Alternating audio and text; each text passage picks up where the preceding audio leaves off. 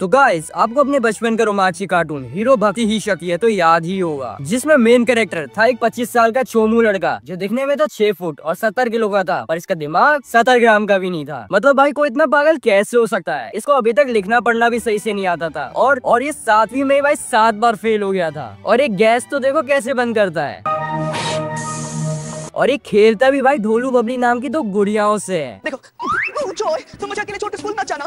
नहीं जॉय, ऐसी गलती कभी मत करना। इतनी मुश्किल से तो तुम स्टैंडर्ड 7 तक पहुंचे हो। लेकिन भाई इसकी किस्मत इस पे इतनी मेहरबान थी कि ये हीरो ही बन गया। तो आ जाओ इस वीडियो में हम देखते हैं कि ये नल्ला कैसे हीरो बना और क्या इसने दुनिया बचाई, ये दुनिया को आग लगा दिया। लेकिन उससे पहले चैनल को सब्सक्राइब कर दो, वीडियो को लाइक कर दो और एक हाइप का भी ऑप्शन आ रहा होगा उसको भी दबा दो। तो चलो वीडियो स्टार्ट करते हैं। जॉय के संग हम मौज मनाएं। पूरे शहर में खबर फैल रही होती है कि दुर्गा माता के मंदिर में स्वयं दुर्गा माता ही पधारी हैं और जॉय के घर में उसकी मम्मी और उसके छोटे भाई को ये सब फेक लग रहा होता है। उसके बाद जॉय और उसके फ्रेंड्स दुर्गा माँ रिलेटेड न्यूज के बारे में बात कर रहे होते हैं और एक दूसरे से पूछ रहे होते हैं कि कौन कौन इस न्यूज पे विश्वास कर रहा है। तभी वहाँ पे मिस जैस्मिन आ जाती है और जॉय मिस जैस्मिन से पूछता है कि मैम आप भी दुर्गा माँ वाली न्यूज पे विश्वास करती है या नहीं। मिस जैस्मिन जॉय को बोलती है कि कोई कुछ भी कहे तुम्हें हमेशा अपने दिल की सुननी चाहिए और अगर तुम दुर्गा माँ पे विश्वास करते होगे तो वो तुम्हें जरूर दर्शन देंगी। और इस सब के बाद जॉय के दिमाग में सिर्फ दुर्गा माता वाली ही न्यूज चल रही होती है और इसी सब के वजह से जॉय रात में अकेले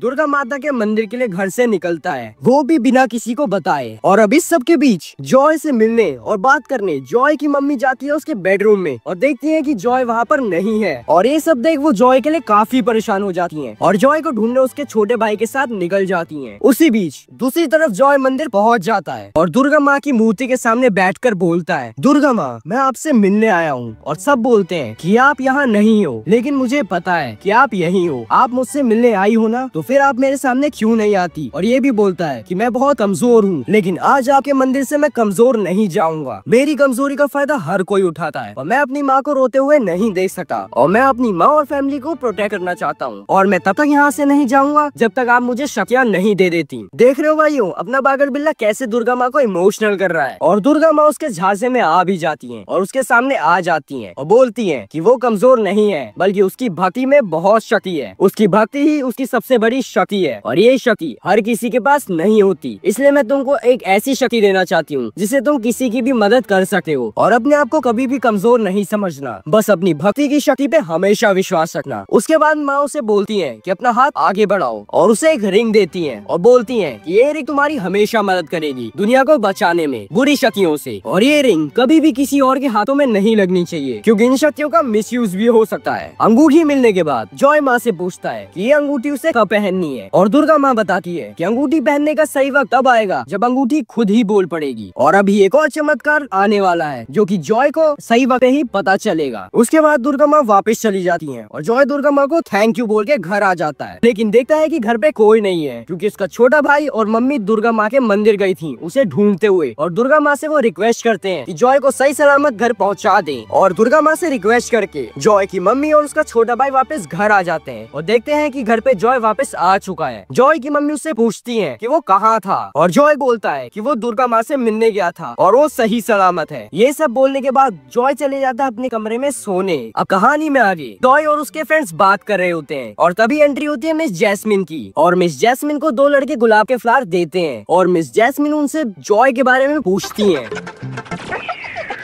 Thank you.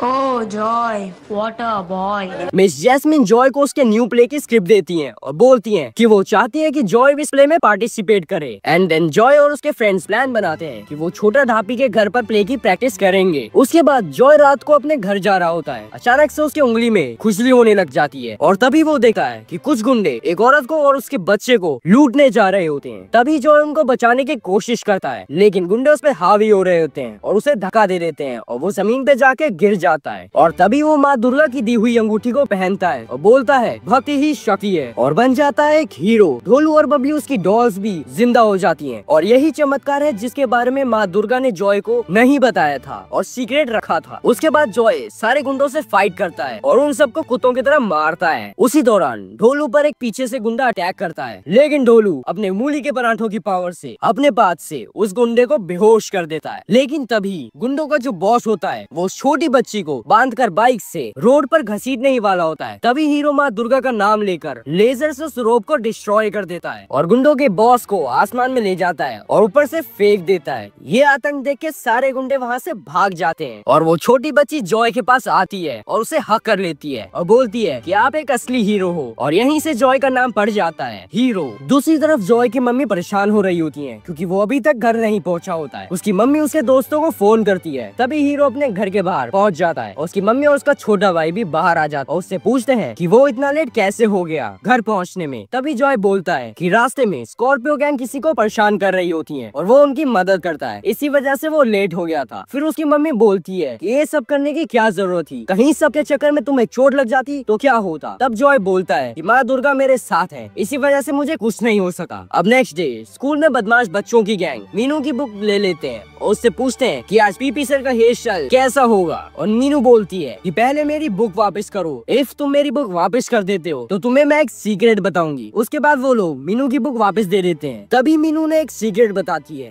कि पीपी सर का हेयर स्टाइल उनकी वाइफ के मूड पर डिपेंड करता है, और ये बात उसे स्कूल के वॉचमैन ने बताई कि पीपी सर के बाल डेली उनकी वाइफ बनाती है और लंच का डिब्बा उन्हें देती है। इसी बीच वहाँ जॉय आ जाता है। तभी तुरंत एंट्री होती है पीपी सर की with a funny hair style, and उसके बाद सारे बच्चे अपनी अपनी क्लास में चले जाते हैं। अब जॉय की क्लास में मिस जैस्मिन आती है और बच्चों से पूछती है कि कौन कौन उनके प्ले में पार्टिसिपेट करना चाहता है। सारे बच्चे हाथ उठाते हैं। उसके बाद मिस जैस्मिन बच्चों को 15 मिनट देती है सिर्फ की प्रैक्टिस करने के लिए, क्योंकि उसके बाद सबके ऑडिशन होने होते हैं और उनके प्ले का नाम है अली बाबा 40 चोर। जॉय और उसके फ्रेंड्स रोल की प्रैक्टिस कर रहे होते हैं ताकि वो ऑडिशन में अपना बेस्ट दे सकें और अली बाबा का रोल हासिल कर सके। रोल की प्रैक्टिस करते हुए जॉय की उंगली में फिर से खुजली होने लगती है। इसका मतलब होता है कि कोई खतरे में है और जॉय बीच में ही प्रैक्टिस छोड़कर उंगली को पहन लेता है और ढोलू बबली के साथ दोनों बच्चों को बचाने के लिए निकल जाता है। जब हीरो खतरे की लोकेशन पे पहुंचता है तो उसे पता चलता है कि दो बच्चे कार में ट्रैप हो गए हैं और कार अपने आप चल रही है और कार के सामने ट्रक आ रहा होता है। अब कार और ट्रक की टक्कर होने ही वाली होती है, पर हीरो अपनी शक्ति का यूज करके कार को रोक देता है और दोनों बच्चों को बचा लेता है। अब बच्चों को बचाने के बाद जॉय वापस स्कूल जाता है और वहाँ ऑडिशन के लिए लेट हो जाता है, बट मिस जैस्मिन उसे ये चांस दे देती है और जॉय ऑडिशन में बहुत ही अच्छा परफॉर्मेंस देता है, यहाँ तक कि उसको रोल की सारी लाइनें याद थी और मिस जैस्मिन उससे बहुत ही ज्यादा इम्प्रेस हो जाती है। लेकिन अली बाबा का रोल जॉय के छोटे भाई को ही मिलता है, लेकिन मिस जैस्मिन जॉय को अली बाबा के फ्रेंड का रोल दे देती है। ये सब देखे पीपी सर मिस जैस्मिन को जॉय के खिलाफ भड़काते हैं और बोलते हैं कि ये लड़का किसी काम का नहीं है और ये प्ले की वाट लगा देगा। पर मिस जैस्मिन पीपी सर पे गुस्सा हो जाती है और बोलती है मुझे उससे कोई फर्क नहीं पड़ता, मेरे को जॉय पे पूरा विश्वास है। उसके बाद जॉय और उसके फ्रेंड्स लंच करने चले जाते हैं। अब जॉय और उसका छोटा भाई अपने घर पहुंच जाते हैं और जॉय का छोटा भाई अपनी मम्मी से शिकायत लगाता है कि मम्मी जॉय हमेशा मुझे परेशान क्यों करता रहता है, उसने इस बार प्ले में मेरे दोस्त का रोल लिया है और मुझे पता है जॉय कुछ ना कुछ गड़बड़ी कर ही देगा। लेकिन जॉय की मम्मी उसके छोटे भाई जैसे पागल नहीं होती, वो उसे समझाती है कि जॉय प्ले के बीच में कोई गड़बड़ी नहीं करेगा और वो प्ले में अच्छा परफॉर्म करेगा और तुम दोनों मिलकर इस बार स्टेज को फाड़ ही दोगे। अब इसके बाद जॉय जा रहा होता है स्कूल अपनी साइकिल से और फिर से उसे मिलते हैं वो तीनों बदमाश जो साइकिल से उसे परेशान करने आ रहे होते हैं। जॉय को वो लोग परेशान करने लग जाते हैं और जॉय को ऐसा धक्का देते हैं कि वो सड़क पर ही जाके गिर जाता है और जॉय सोचता है कि वो अंगूठी का यूज करके तीनों बदमाश बच्चों को सबक सिखाएगा। लेकिन उसी समय उसको दुर्गा माँ याद आ जाती है और उन्होंने उसे बोला था कि इस अंगूठी का यूज ओनली बुरी शक्तियों के खिलाफ होना चाहिए। और इसी के बाद जॉय अपनी अंगूठी को जेब में रख लेता है और वो उन तीनों बच्चों को वार्निंग देता है कि अभी जो भी यहाँ कुछ हुआ है वो किसी को नहीं बताएंगे वरना उनके साथ अच्छा नहीं होगा। और वो तीनों नन्हे बच्चे वहाँ से भागकर चले जाते हैं। तभी जॉय को अजीब अजीब आवाजें सुनाई देने लग जाती हैं